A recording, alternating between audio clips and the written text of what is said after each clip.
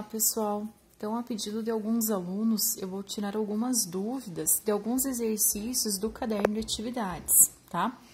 Então, para começarmos, vamos relembrar alguns tópicos importantes. O primeiro, os casos de semelhança de triângulos. Então, nós vimos em aula que nós temos 3 casos de semelhança, né? Quem que é o primeiro deles?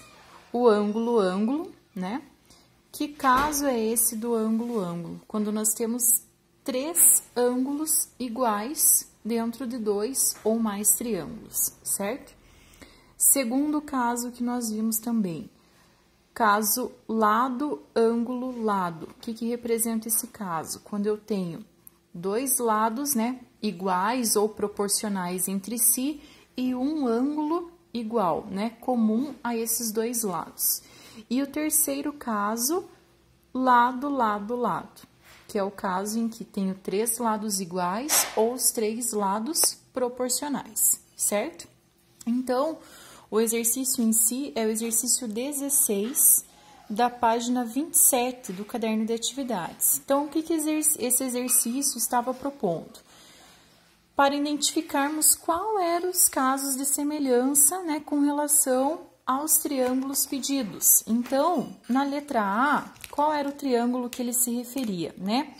Ao triângulo OA1C1. Então, se a gente for destacar aqui na figura, ó, OA1C1, então representaria esse triângulo aqui, ó. Certo? E o triângulo OA2C2. Então, O desse ponto, A2, C2. Então, esse triângulo proposto aqui, correto? Então, eu teria que identificar qual era o caso de semelhança entre esses 2 triângulos dados, né?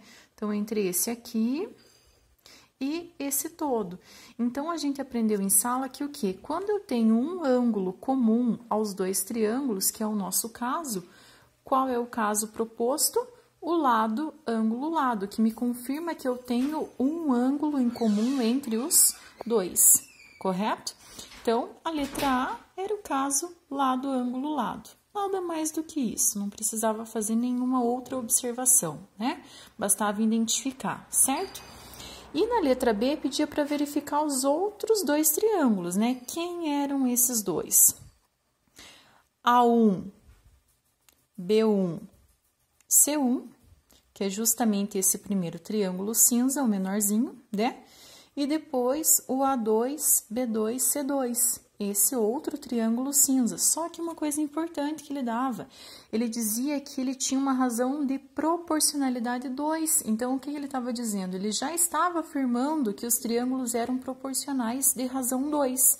Então, logo, a gente sabe que se são proporcionais de razão 2, qual que é o caso que se encaixa? Lado, porque a gente não tem nenhuma informação com relação ao ângulo, certo?